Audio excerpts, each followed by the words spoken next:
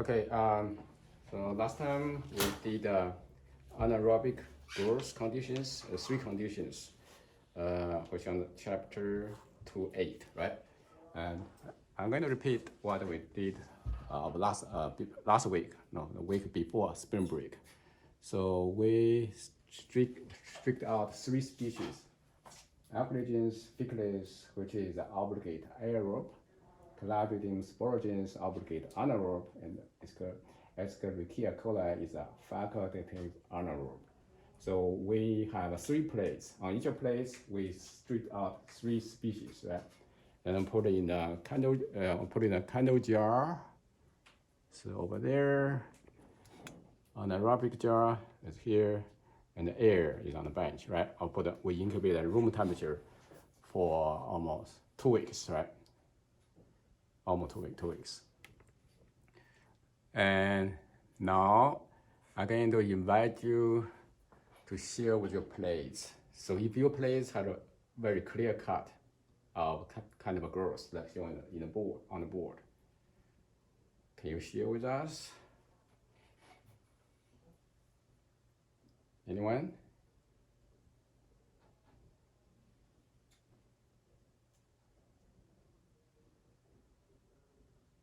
Let's wait 3 seconds, then I'm going to pick someone. Okay, how about Mati? You bring three plates here and to the front and share with us. All the three together, all the three plates. All three? Yeah. Okay.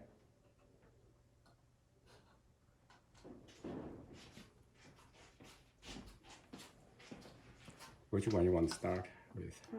I'll start with air. Okay. On this one, Yeah. This is the growth with air, right? With oxygen.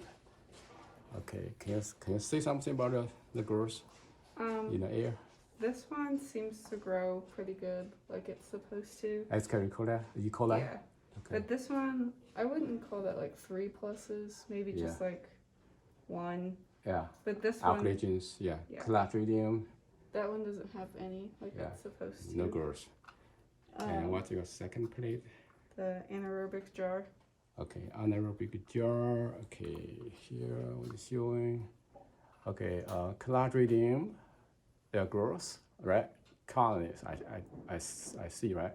Mm-hmm. And Alcaligens, Ficalis, I don't see any growth. I see strict line, but no growth. Yeah. And E. coli, yeah, some colonies, yeah, colony growth. Okay, and your last one is a jar, right? Candle jar. So let's see the candle jar. Well, candle jars. Okay, Clostridium again, candle jar, no growth. And E. coli grows a lot better. And Alcaligens, Ficalis also grew quite, I think, better in the air. Yeah. Let me let's go compare these two. Okay, compare these two. So this is a anaerobic jar on this side, and here is aerobic conditions. And Clostridium is a lot of growth in the jar, no growth in the air. And E. coli, both E. coli and Alcaligen Ficalis both grew. Grew in the air, but not in the jar for Alcaligens. E. coli grows under both conditions, right? Okay, pretty clean card. Growth pattern. Okay, I'm going to ask a few questions. So if you see this, you see E. coli grew in the anaerobic jar, also in the air. It's grew a lot better in the air, right? Mm-hmm. Can you explain a little bit reasons? Well, it's the facultative anaerobe, so doesn't it kind of grow better if there's some oxygen but not a lot? In the jar, in this jar, there's no oxygen. Okay. But E. coli can still grow. But in the air, a lot of oxygen, and it grew a lot better because it's heavy growth. You can see it in the air, but in the jar, it's just very, very poor growth. So it relies more on air to grow. Yeah, can you explain a little bit? In the air or without air, E. coli can can grow under both conditions. I don't know. Lots of friends? Lots of friends? Remember before spring break, we'll talk about ATP, we'll talk about... Oh, it has enough like energy to grow in either condition? Do you like know nutrients and stuff? what difference between the anaerobic jar and the air? The different conditions, E. coli going to grow differently, different metabolism. Everybody?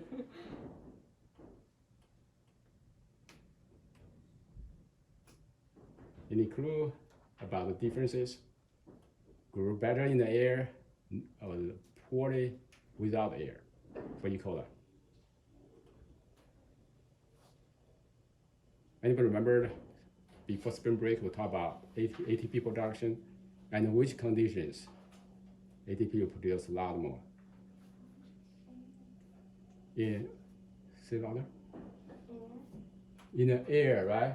In the air is called aerobic respiration with the electron transport chain, proton molecules that produce a lot of ATPs.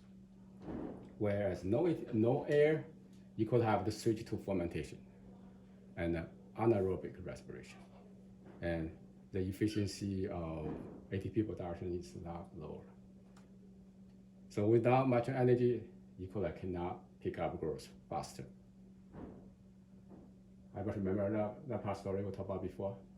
Okay, now let's see the alkylogens thickness have no growth in the anaerobic jar, but it's grow a lot better in the air. Can you explain? I guess maybe it had more ATP. And plus it's supposed to grow better, like it's an anaerobe, so it needs oxygen to grow. Yeah, without oxygen, it cannot grow up. And in terms of metabolism, can you explain a little bit more? What the oxygen helps with the ATP as well. Like this one? Yeah, for first one, alkylogens have no growth without oxygen. Can you explain more? I don't know. Anybody? Please.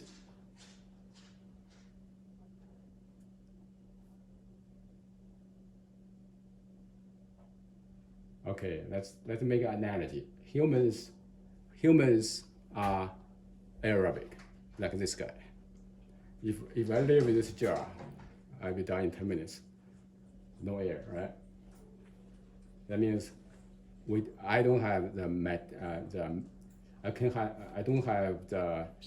metabolism, anaerobic metabolism. My muscle can do a fermentation, but my whole body cannot provide enough energy without air.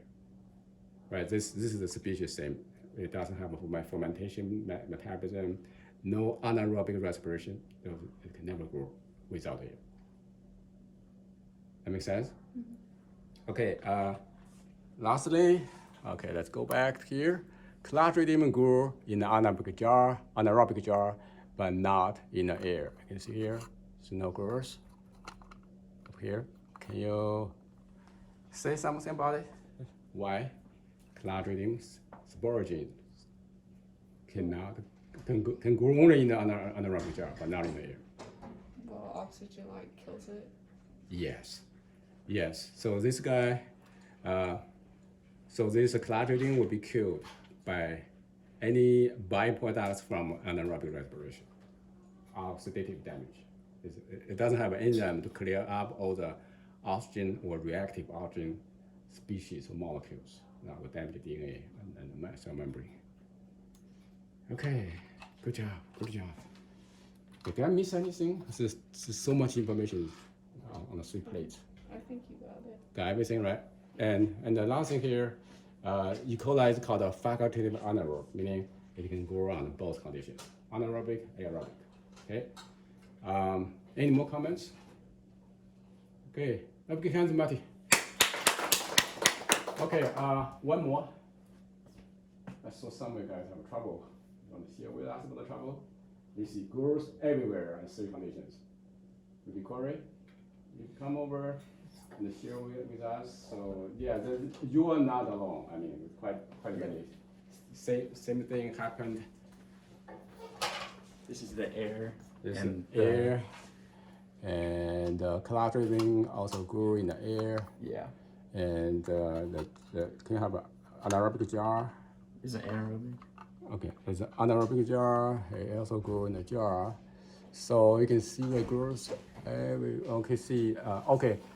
Actually, ficus didn't grow in the jar, in anaerobic jar. So meaning there's no contamination. Only contamination, I think, is on that one. Yeah, collagen can grow on both places. Can you remember what steps that generate this type of errors? It could have been like when I was doing the streaking, I could have gone over Okay. and touched one of the other two, and that could cause growth. Or if I didn't clean it enough, like if I didn't heat it up enough to kill it. Yeah, that looks like a E. coli crossover. Yeah. So I probably just touched it when I was streaking. Yeah, that makes a lot of sense. Yeah, it's quite a common errors, mistakes, and yeah. So next time, if you do next time, what's your advice to everybody here? Probably take your time and make sure you're like staying away from the lines of the other ones. Yeah. Just to make sure you don't cross it over. Okay, good job. Give me a hand. Okay, so far we're done for the anaerobic conditions, and today we're going to move on to the new page, new chapters, and today actually we're going to do 2 projects. That first, move to the 3-3. We're going to do the simple staining. Simple staining of bacterial cells in the human cells. So what we do here is a repeating of what we did in the principal biology. Remember in the principal labs, you took cells from your oral cavity and you put on a slide. And today we're going to do more. So you can put your chick cells on the slide and also bacterial cells. Remember, we talk about millions of bacterial cells in our oral cavity. We talk about 1,000 species. So when you take your cells, it will take a lot of bacterial cells.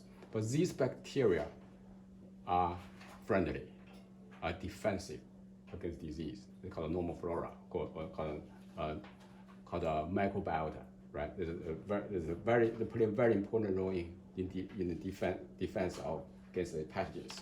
So and now let's see what we do here. It's very, very simple. Let me see. Put it here.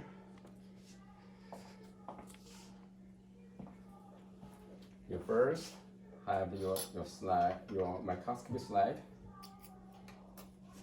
Okay, and then you see the little petri dish in the front view here. You get a small amount of water anywhere gonna be clean water, right? Clean water, and then you use a loop to pick up a loop full of water. Okay, then you dip on the surface of glass. Okay, and your flame to dry your loop, and let the loop cool down. Then you take E. coli from air. I mean, E. coli grow on aerobic condition because a lot of bacteria. And you take not too much, right? Take a reasonable amount of bacteria on a loop. Not too much. Again, if you put too much, then your cell are too heavy. You won't see single cells, right? Small, reasonable amount of live bacteria on a loop. Then you mix with the water. Make a small smear of bacteria smear, and the smear looks like a cloudy, right?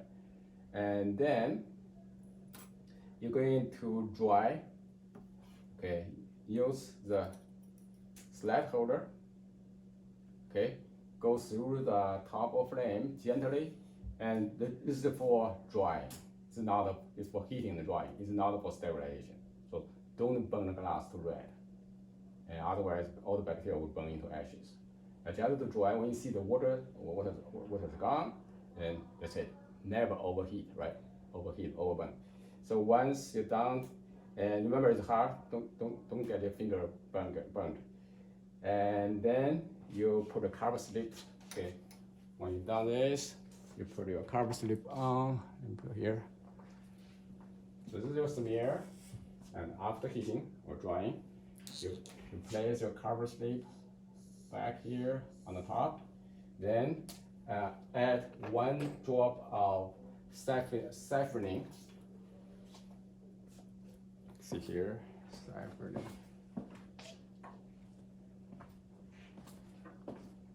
Siphoning. Yes, this 1 drop of siphoning to the edge of the cover slip, like over here. Okay. Don't put on the top, to the edge, because when you put on top, you block your view of microscopy. And you do this first. This is called A. Do this first. And then when this is done, you move on to the second one. You use a toothpick here and scratch gently of your oral cavity or cheek, right? Get a small amount of cells. Don't do too hard on yourself, because your cells, your cheek, the epithelial layer is very soft, right? So small scratch will make a lot of, you can take a lot of cells. Then you're going to mix with a loop of water. You put the water first here. Then your toothpick with a lot of cells, and then mix it with the water, and then you make a smear. Okay, reasonable size smear about cover slip. Then, in this case, this is your human cell. Human cells are very fragile, right? Don't overheat. You can go air dry or go on the top, really away from flame. Just heat it up and dry. When you see the water is gone, and you put the cover slip back on the surface, then you add 1 drop of siphoning to the edge. Then you can see that these things goes diffusing into the smear, and usually sting smear. So when this gets done, you take a microscope. Okay, microscope is here. And our microscope is a little bit different from the scope we use from Princeton Garage. So the scope is more complicated, more powerful. So when you hold a microscope, hold the whole with 2 hands, right? For 2 hands, these things are very expensive. And this microscope have a specimen clip. Okay, this clip, right? You put your slice, okay, into the clip, and you clip it down. Then you can move these things with this with this controller in 2 dimensions, right? This way, and it makes it a lot easier than moving with the fingers, and it's more accurate movement. So this is a microscope, and this is a switch. Okay, you put the switch on, and you can control the light intensity over here, and I also can control the amount of light by adjusting the diaphragm over here, and also the distance between the light source. You can see here, light source, and the object lens. Right? This is quite sophisticated microscope. Okay, and let me see. Then under this, you will see the human cells. Human cells are a lot bigger than bacterial cells. So you may start with a low power lens, say 10x lens, then you measure the 20 and the 40. When you zoom in, use human cells a lot bigger, with bacterial cells tiny, in or outside the human cells. Anybody? Any questions? Okay, let's keep doing it.